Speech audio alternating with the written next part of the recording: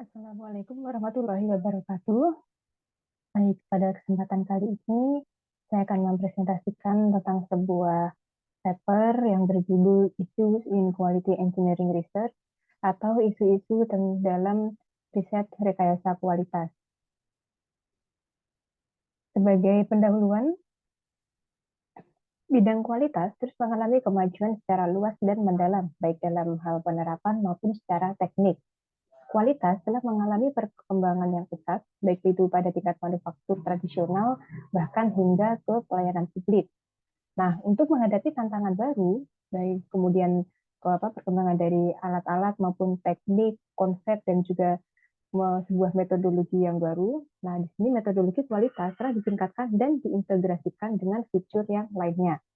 Terdapat beberapa bidang yang berhubungan langsung dengan kualitas, misalnya pada bidang manajemen, psikologi, retail, perawatan kesehatan, perbankan, pendidikan, statistik, dan teknik. Dalam pembahasan paper ini akan dijelaskan tentang overview, definisi, dan paradigma kualitas, serta perbedaan antara manajemen kualitas dan rekayasa kualitas. Ini merupakan definisi dari quality and customer focus, yaitu dalam tabel definisi kualitas ini ada beberapa pakar yang telah mendefinisikan kualitas itu sendiri. Antara lain, menurut Juran tahun 1964 dan juga 1988, kualitas itu didefinisikan sebagai fitness for use dan juga conformance to specification, artinya mengenai tingkat ke aspek kegunaannya dan juga konformasi berdasarkan spesifikasinya.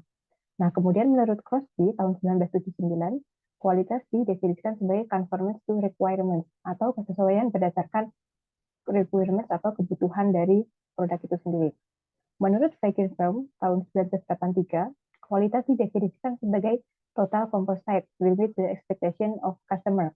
Artinya didefinisikan sebagai sesuatu atau aspek yang bisa memenuhi ekspektasi atau harapan dari customer-nya.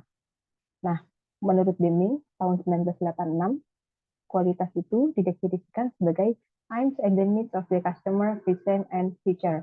Artinya segala sesuatu yang bertujuan untuk memenuhi kebutuhan customer, baik untuk saat ini maupun yang akan datang. Sehingga menurut Deming ini, ketika berbicara mengenai kualitas itu tidak cukup hanya berdasarkan kemampuan produk memenuhi keinginan konsumen hanya pada saat ini, namun juga harus dipertimbangkan apakah tahun depan, 2 tahun lagi, 3 tahun lagi, produk itu masih bisa memenuhi keinginan dari customer.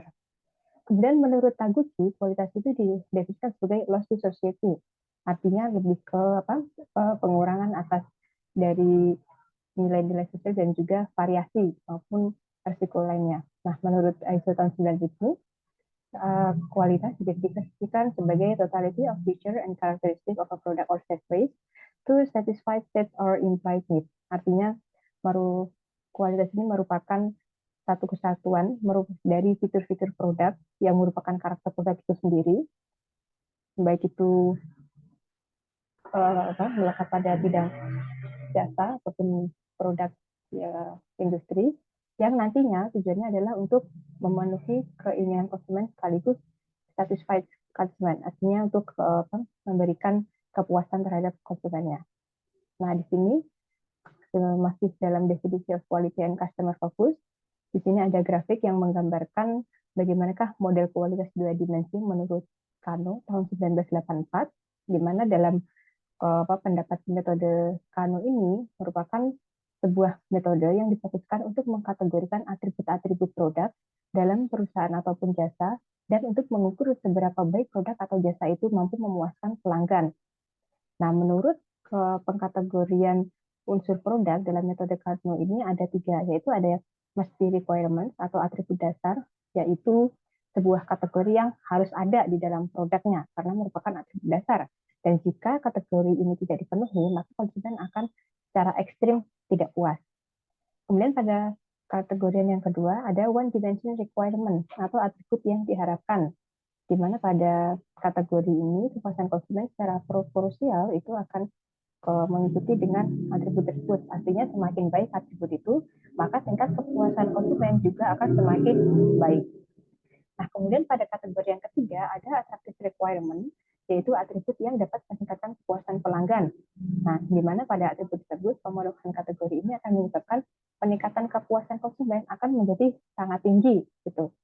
Jadi jika itu ada maka akan sangat happy gitu konsumennya itu. Namun jika itu tidak dipenuhi maka konsumennya itu juga ke biasa aja gitu karena memang sifatnya sebagai attractive requirement. Nah di sini menurut grafik dari dimensi model Kano ini yang secara vertikal itu ada customer satisfaction atau kepuasan dari pelanggan, terus kemudian ada degree of availability atau tingkat dari penerimaan konsumen itu. Nah di sini yang bagian ke ke kebutuhan tadi ada yang must be quality, kemudian ada yang attractive quality, dan juga ada yang expected atau sesuai dengan harapan. Nah, sehingga kalau misalnya digambarkan yang must be quality ini posisinya ada di bawah gitu kan. Jadi ketika ini tidak ada, maka konsumen akan langsung berada di sini gitu kan. Dia akan langsung sangat dissatisfaction atau sangat tidak puas gitu. Nah, terus kemudian kalau yang expected dia posisinya di bawah tapi dia sebelah kanan gitu. Sehingga ketika ini dipenuhi maka akan seimbang gitu kan. Ketika ini dipenuhi semakin baik, kepuasan konsumen juga semakin baik. Nah, kalau untuk yang atraktif ini di sisi sebelah kanan atas, sehingga apabila ini dapat dipenuhi ke dalam suatu gelas itu maka kepuasan dari konsumen itu akan sangat tinggi gitu, akan sangat satisfaction gitu. Tapi kalau misalnya ini tidak dipenuhi, maka ya nggak masalah gitu kan. Konsumennya akan B aja karena minimal yang expected-nya ini sudah dipenuhi. Kemudian untuk berikutnya,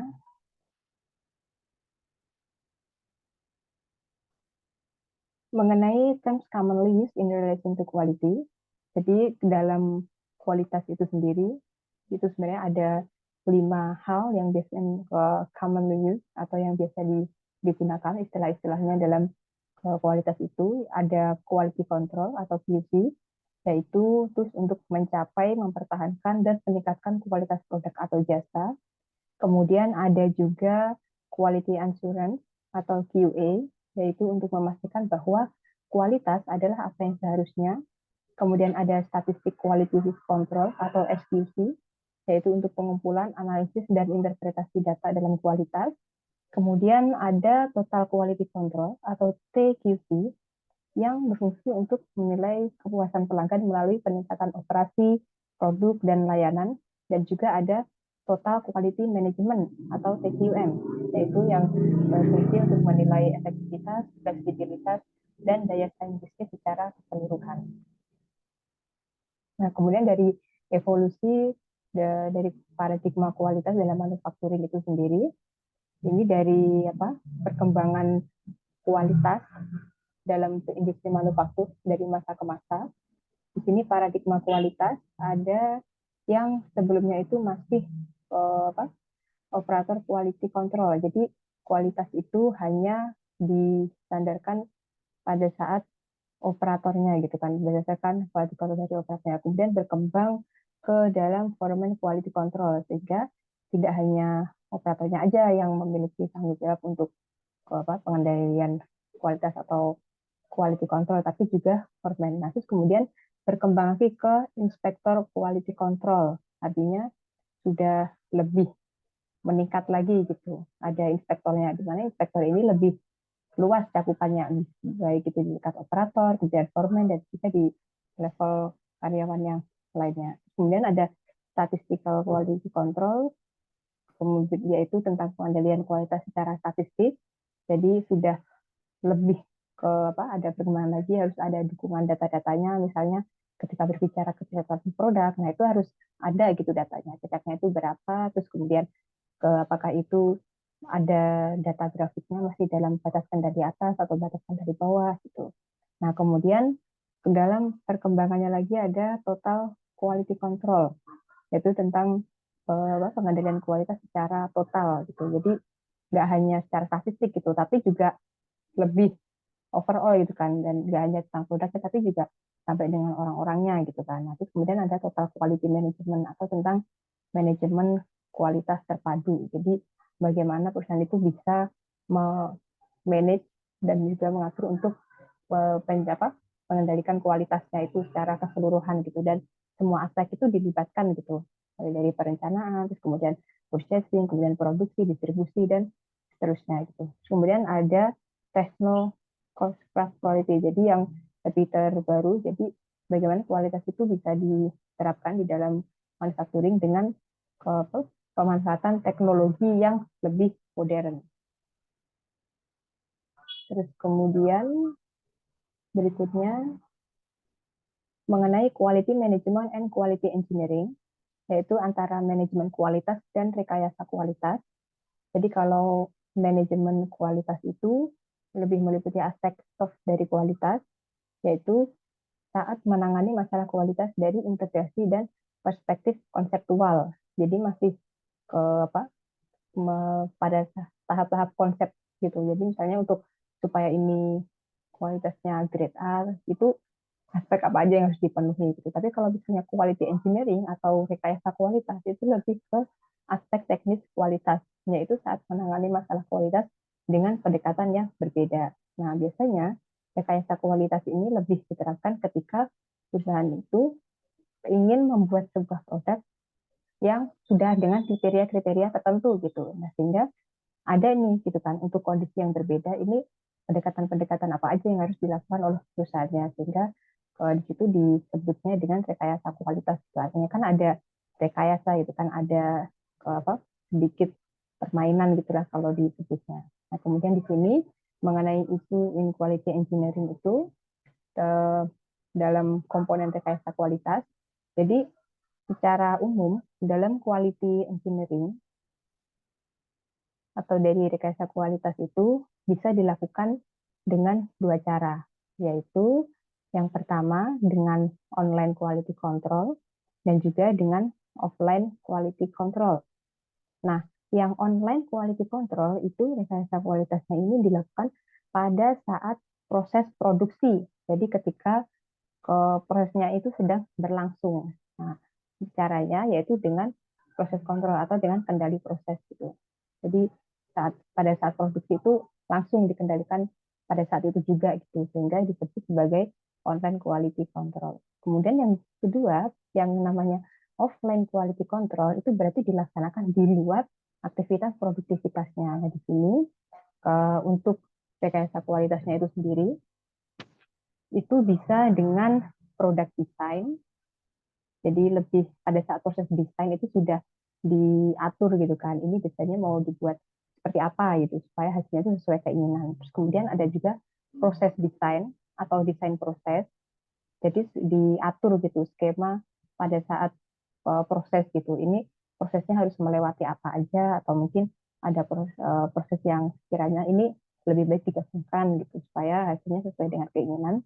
Kemudian juga dengan sistem desain parameter, kemudian parameter desain dan juga tolerance desain. Jadi lebih membuat desain yang secara lebih kompleks baik itu tentang pada saat sistemnya, parameter dan juga toleransinya. Jadi ini lebih perancangan gitu, perancangan pada saat proses dari produk itu akan dilakukan. Sehingga disebutnya sebagai offline karena tidak di fase produksi. Terus kemudian yang berikutnya mengenai advance in offline dalam rekayasa kualitas ini ada quality function deployment. Ini kita juga bisa nyebutnya sebagai tools yang terlibat pada saat fase offline atau pada saat fase perencanaan. Salah satunya bisa menggunakan metode QFD, yaitu metode untuk menerjemahkan customer requirement atau voice of customer atau VOC ke dalam desain produk atau product design requirement. Nah, penggunaan QFD meningkat dari industri tradisional hingga bidang konstruksi, teknik sipil, desain fasilitas, perawatan kesehatan, keuangan, dan pengembangan perangkat lunak. Dalam rekayasa kualitas, penggunaan QFD ini sangat kompleks, di mana metode QFD juga telah dikembangkan secara terkomputerisasi dan terintegrasi. Nah, dalam perkembangannya juga, penggunaan dari metode QFD ini dapat dikombinasikan dengan pendekatan teori fuzzy. Jadi kalau di sini digambarkan bagaimana quality function deployment. Jadi untuk menerjemahkan dari keinginan konsumen itu di sini ada yang namanya house of quality atau HOQ gitu. Jadi ini ada yang warna merah ini customer requirement atau keinginan dari konsumen. Terus kemudian yang nomor 2 ini ada matriks yang menggambarkan dari keinginan dari customer itu. Terus kemudian berikutnya ada technical requirement atau kebutuhan secara taktikalnya. Kemudian ada in the relationship, bagaimanakah hubungan antara keinginan customer itu. Terus kemudian bagaimana atapnya yang merupakan perannya dan bagaimanakah target atau keinginan yang sebenarnya itu ingin didapatkan dari desain itu. Nah, sehingga kalau misalnya kita menggunakan metode QFD ini pada saat merancang merancang produk gitu kan, kita sesuaikan dengan keinginan customer, kita merancang rekayasa kualitasnya. Nah, itu kita menggunakan gambarannya seperti house of quality yang warna-warni ini. Kemudian yang berikutnya adalah masih dengan in offline, itu dengan design of experiments and Taguchi method. Nah, tujuan dari design of experiment atau DOE adalah merancang kualitas menjadi produk dan proses yang membangunnya. Ini dapat memberikan metodologi untuk desain dan real-time konfigurasi ulang sistem, menciptakan sebuah manufaktur yang kuat dengan menggabungkan DOE dan metode Taguchi. Implementasi dari teknik DOE dalam praktek bisa menjadi tugas yang sulit karena memerlukan perencanaan, desain, dan analisis yang tajam. Nah, di sini Taguchi juga dapat disebut sebagai penyederhanaan dari DOE. Nah, jadi maksudnya dalam sebuah eksperimen, desain eksperimen ini pada mulanya memang dilakukan secara full faktorial gitu, atau yang di sini disebutnya sebagai design of experiment atau DOE. Nah, dari full design of experiment tadi itu dapat lebih disederhanakan dengan faktorial, kemudian screening design hingga yang yang menjadi core-nya itu bisa dengan pendekatan Taguchi method. Sehingga kita mengatakan Taguchi method ini secara tidak langsung ya penyederhanaan dari DOE tadi gitu kan. Jadi yang lebih intinya dari DOE itu ada di Taguchi method gitu. Nah, contohnya kalau misalnya kita melakukan eksperimen, ketika normalnya eksperimen itu katakanlah misalnya dia harus dilakukan 216 kali gitu kan. Nah, tapi dengan Taguchi method, nah itu mungkin bisa disingkat gitu, cukup dengan 32 kali gitu, sehingga lebih sederhana gitu. Nah, terus kemudian mengenai statistik proses kontrol atau SPC, ini adalah expense in online QE tools. Jadi ini merupakan rekayasa kualitas pada saat online. Jadi ini dilakukan pada saat produk itu sudah masuk di fase produksi. Nah, di sini ke awal mula dari statistical process control atau SPC itu berawal dari penggunaan pada industri manufaktur yang telah berkembang pada industri lain-lainnya gitu. Yaitu industri kesehatan, pendidikan, perbankan, pemerintahan, dan industri jasa lainnya. Nah, contoh penerapannya adalah pada ISO 9000 yang menggunakan metode statistik guna monitoring dan controlling. Metode SPC ini tidak cocok diterapkan pada proses job shop yang memiliki volume rendah dan proses produksi yang pendek atau short run processes. Kemudian untuk mempermudah pelaksanaannya dapat difokuskan pada karakteristik proses daripada karakteristik produk itu sendiri. Nah, dalam rekayasa kualitas dapat diimplementasikan menjadi engineering process control atau EPC atau automatic process control atau APC. EPC akan mempertahankan sistem sesuai target dan SPC akan menghilangkan faktor penghambat atau penyebab kecacatan. Lalu untuk case yang jumlahnya sangat banyak, maka penggunaan statistical process control ini dapat berkembang menjadi multivariate statistic process control atau MSPC. Dan tentunya metode statistical process control ini dapat diterapkan secara otomatis maupun melalui grafik output.